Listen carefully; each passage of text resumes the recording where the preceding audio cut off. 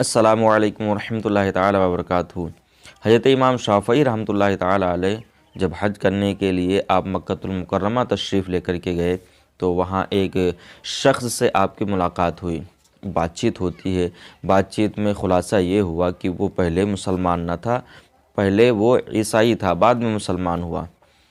حضرت امام شافعی رحمۃ اللہ تعالی علیہ نے اس شخص سے پوچھا کہ بتا، تیرے اسلام لانے کا جو واقعہ پیش ہوا کس طریقے سے ہوا، تو اسلام کیسے لے کر کے آیا؟ تو وہ بیان کرتا ہے کہ حضور میں کیا بتاؤں، ایک مرتبہ میں سفر پہ تھا، بحری جہاز سے یعنی سمندری جہاز سے میں سفر کر رہا تھا۔ سمندر کی لہروں نے میرے جہاز کو اپنے چپیٹ میں لے لیا اور لینے کے بعد میں اس کو ایک جزیرے پہ لا کر کے کھڑا کر دیا، میرے جہاز کو جزیرے پہ لا کر کے چھوڑ دیا۔ وہ بیان کرتا ہے کہ حضرت میں جب جزیرے پہ پہنچا تو وہاں کیا دیکھتا ہوں کہ وہ جزیرہ پھل اور پھولوں سے، باغوں سے، نہروں سے بہت ہی خوبصورت منظر وہاں کا تھا، یعنی ہر طرف خوشحالی نظر آ رہی تھی، بڑا ہی سکون وہاں کے اوپر محسوس ہو رہا تھا۔ دن گزرا، یعنی بیان کرتا جب میں پہنچا تھا تو دن تھا، دن گزرا، دن گزرنے کے بعد جب رات آتی ہے، رات کا تھوڑا حصہ گزرا تھا، ایک میں نے کیا دیکھا، ایک چوپایا میری نظر میں آیا اور وہ بلند آواز سے کچھ کہہ رہا تھا۔ چوپایا کس کو بولتے ہیں؟ چوپایا اس کو بولتے ہیں جو چار پیروں والا جانور ہو، یعنی کہ آپ دیکھیے جو چار پیر والے جانور ہے، بھینس ہے، اونٹ ہے، گائے ہے اور بکرے ہیں، اس طریقے سے جانور جو ہوتے ہیں چوپائے ان کو بولا جاتا ہے۔ باقی جانوروں میں تو تمام مخلوق شامل ہوتی ہے۔ بہرحال چوپایا نظر آیا، بیان کرتے ہیں کہ حضرت میں کیا بتاؤں، اس کا سر شتر مرغ کی طریقے سے تھا،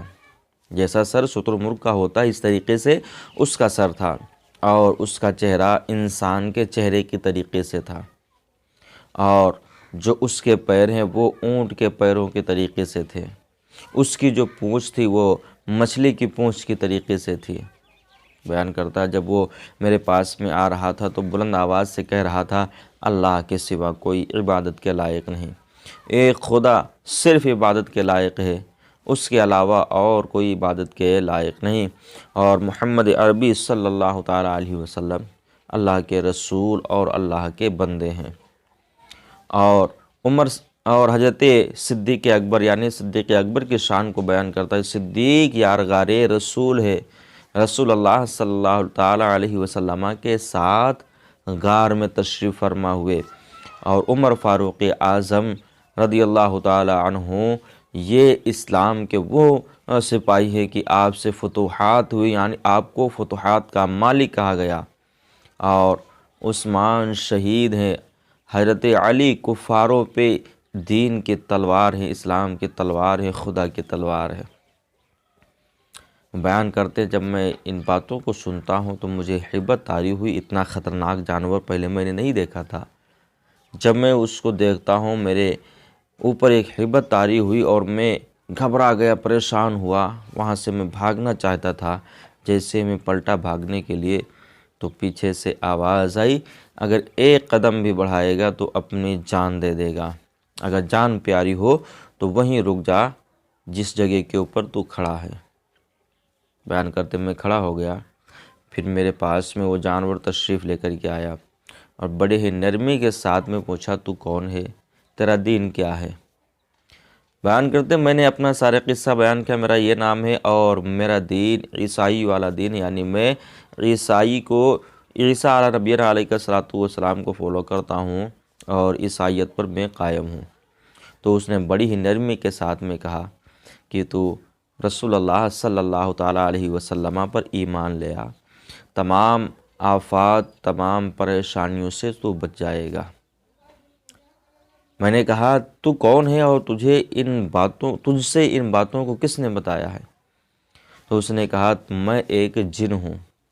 میں ایک جن ہوں، اور میری ایک جماعت نے رسول اللہ صلی اللہ تعالیٰ علیہ وسلم پر کلمہ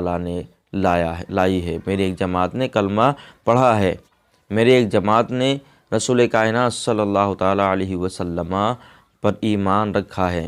اور اسی جماعت نے ان باتوں کو خود اللہ کے محبوب صلی اللہ تعالیٰ علیہ وسلم سے سنا،